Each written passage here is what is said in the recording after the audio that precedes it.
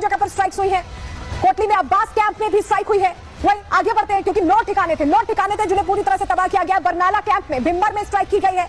वही सियालकोट, देखिए अब हम करीब जा रहे हैं, हम पाकिस्तान के अंदर जा रहे हैं, बिल्कुल बीच वाले इलाके में, पंजाब में जा रहे हैं। सियालकोट में महमूना जोया कैंप में हुई है, सियालकोट में ही सर्जल कैंप में हुई है। वहीं मरकज तैयबा कैंप मुरीद के, ये आतंकियों का प्रशिक्षण केंद्र माना जाता है, यहां पर हुई है। और बहावलपुर मस्जिद सुभान अल्लाह, यहां पर अटैक किया गया। और ये आप पाकिस्तान का नक्शा देखेंगे ना तो ये वो पंजाब है, यहां से लाहौर 30 किलोमीटर है, बगल में इनका कराची है, इस्लामाबाद है। तो ये पाकिस्तान समझ जाए कि जब हम यहां तक पहुंच सकते हैं ना तो पूरा सफाया भी कर सकते हैं। और यही उनके लिए चिंता का विषय हो गया है, यही उनके लिए समस्या का विषय हो गया है। लेकिन चलिए जरा आपको बताते हैं कि जो 9 ठिकाने हैं जहां पर यह अटैक हुआ है वहां क्या क्या तस्वीर कैसे पलटी है। बहावलपुर की बात करें तो यहाँ पर मस्जिद सुभान अल्लाह में जैश का हेडक्वार्टर्स हुआ करता था, इसलिए यहाँ पर हमने अटैक किया। मुरीद के क्यों हमने टारगेट किया? क्योंकि यहाँ पर कसाब और हेडली जैसे जो आतंकी वो ट्रेंड हुए थे मरकज तैयबा कैंप में, इसलिए इस कैंप को टारगेट किया। तीसरा जो मुजफ्फराबाद में था सवाई नाला, यहाँ पर लश्कर ट्रेनिंग कैंप चलता है, ये आतंकियों को ट्रेन करते हैं, सिखाते हैं और फिर आगे भेज देते हैं। मुजफ्फराबाद में सैयदना बिलाल कैंप इसलिए हमने किया क्योंकि ये जंगल में सर्वाइवल ट्रेनिंग देते हैं। जब पीओके से ये आतंकी हमारे तरफ आते हैं तो ये घने जंगलों में सर्वाइवल ट्रेनिंग यहाँ से ही लेते थे।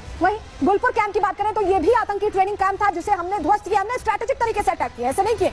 बरनाला कैंप की बात कर लेते हैं, भिंबर में जो है यहाँ पर हथियारों की ट्रेनिंग दी जाती है, बाकायदा पाकिस्तानी सेना हथियारों की ट्रेनिंग देती है, इस कैंप को भी हमने खत्म कर दिया। वहीं अब्बास कैंप की बात करें तो फिदाइंग ट्रेनिंग यहाँ पर दी जाती थी कोटली में, और इसको भी हमने ध्वस्त कर दिया, आतंकी जो अंदर थे सब खत्म हो गए।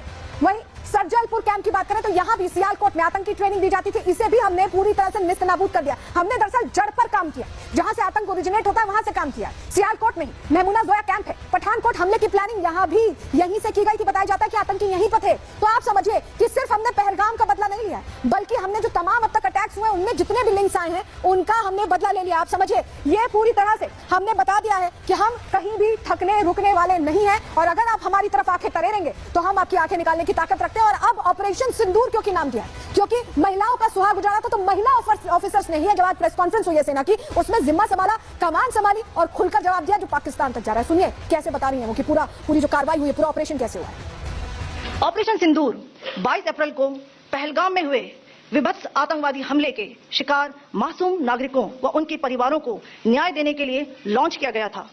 इस कार्रवाई में 9 टेररिस्ट कैंप्स को टारगेट किया गया और पूरी तरह से इसे बर्बाद किया गया। Each of the target was a specific building or a group of buildings. All the targets were neutralized with clinical efficiency, and the results reiterate the professionalism of the Indian Armed Forces in the planning and execution of their operations.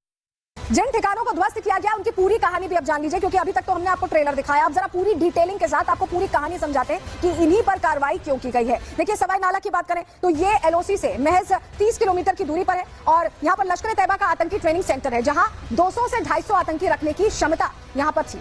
वहीं दूसरा जो ठिकाना था सैयदना Bilal camp, ये मुजफ्फराबाद जैश का आतंकी camp रहा है। यहाँ पर हथियार विस्फोटक का ट्रेनिंग सेंटर था, जंगल सर्वाइवल का ट्रेनिंग सेंटर था। यहाँ पर 50 से 100 आतंकियों की क्षमता थी, उन पर हमने अटैक किया। अगला गुलपुर कैंप था कोटली का, जो एलओसी से उसका दूरी की बात करें तो 30 किलोमीटर की दूरी है।